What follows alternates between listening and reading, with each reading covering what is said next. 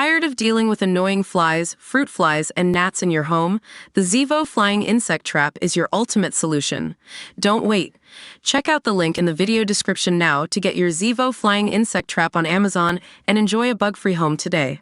To view this video, please enable JavaScript and consider upgrading to a web browser that supports HTML5 video. Love is Blind UK allowed us a front row seat as singletons tried to find their forever person. And while we got to see a lot, there were some things we weren't privy to during the Netflix series. The experiment began with each of the love hopefuls meeting potential partners in the famous pods. Over 10 days, they got to know each other with a wall between them, keeping what they looked like a mystery. If they fell in love, then a proposal took place, and only then did the big reveal take place.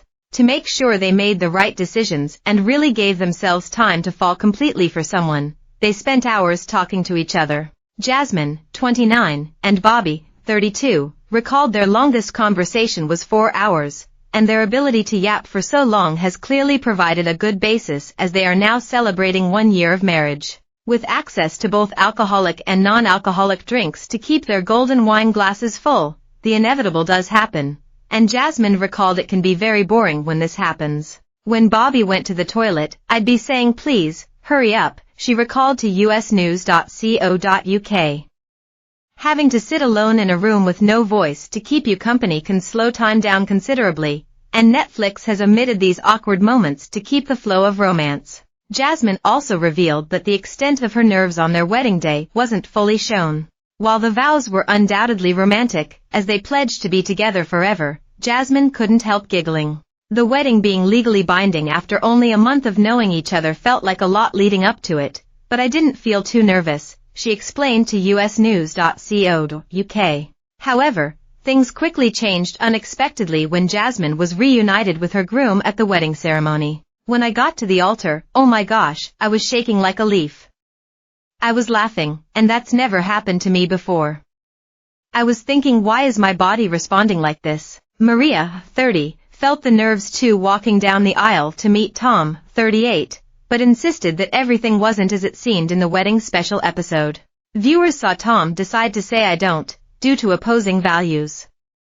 He explained that if they had children he wouldn't want to raise boys to accept having to pay for dates, and worried that he wouldn't be able to raise any potential daughters as strong and independent. "I am taken aback.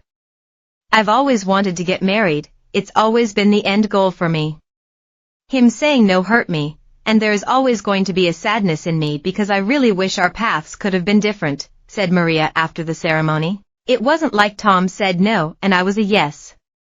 "That's not at all the case," said Maria. A diplomatic Demi, who was sat alongside her at the junket held in London to celebrate the series, stated, "That's not a bad thing anyway." "Yes it is, I'm not a mug," she interjected. "We both knew there was so much more to learn about each other, and there were solid values that we were very opposing on. There were things missing from each other.